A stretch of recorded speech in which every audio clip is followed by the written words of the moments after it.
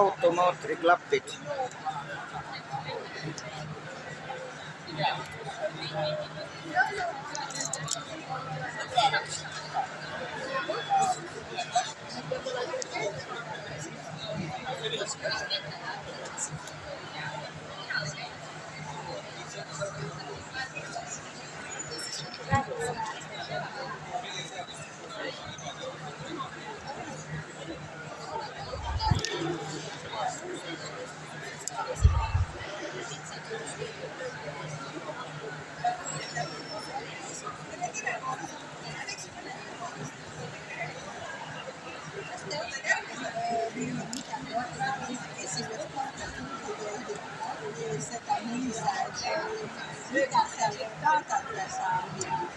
Meie olemegi Tallinna mõisas tegutsemas ja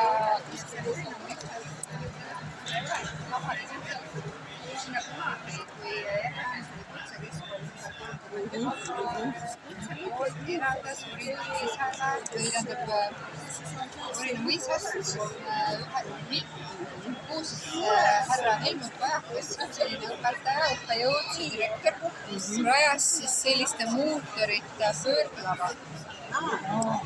Ja siis see on selle mõisa pärl või mis meid sinna mõisa üldse kutsus.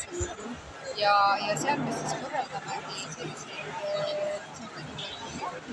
abikaasa teisest show-programmid ja lihtsalt näitab nii ja näitab naa, et vaadake siin on see sellise nagu viipid ajarännaku 70-ndatel kõik see klass valmis sai, siis ta räägib selle loo, kuidas Helmut selle tuli ja midagi on võimalik käia ka maja peal ringi.